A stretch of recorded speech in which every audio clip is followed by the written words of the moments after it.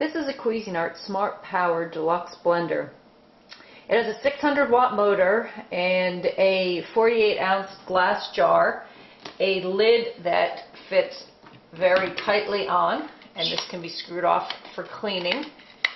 It has a pour spout, and it has 4 speeds: high, low, ice crush, and pulse.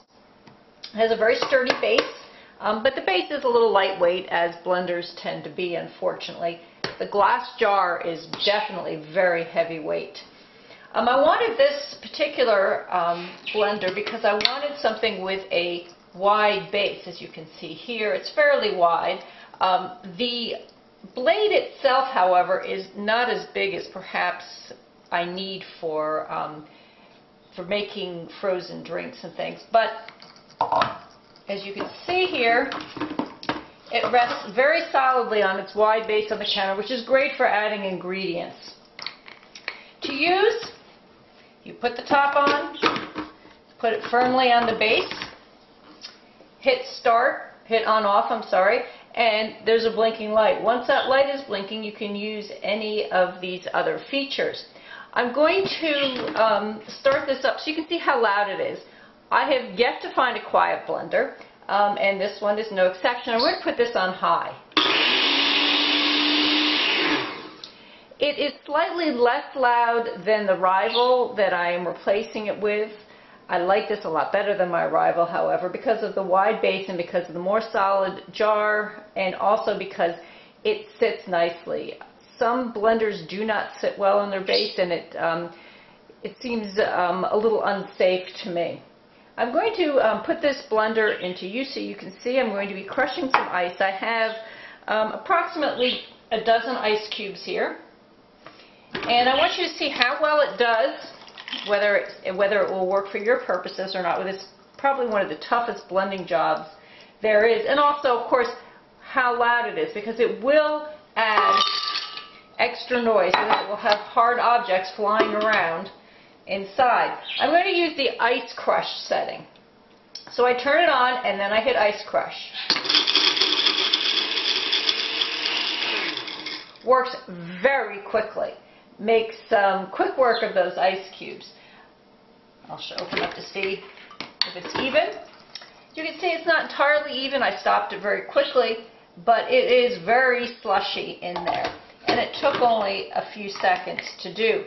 My rival, on the other hand, the ice cubes would be spinning around for, maybe a good 20 seconds longer before it got to this.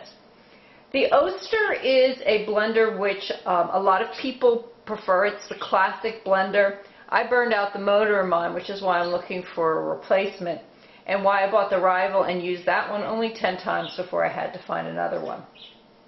I've dumped out the ice cube so I can show you a little bit of how it gets put together. You've already seen the top. The glass jar, I want you to see how thick the walls are. Very heavy, very sturdy. The bottom screws off, and this is where, with any blender, you have to be very careful because of the blade. One of the issues I have is that the gasket tends to stay on the back, the bottom of the jar, and I can forget about it, and I don't want to lose that. The other problem is getting this out. Obviously, you have to be very careful when using fingers here. The blades are very sharp.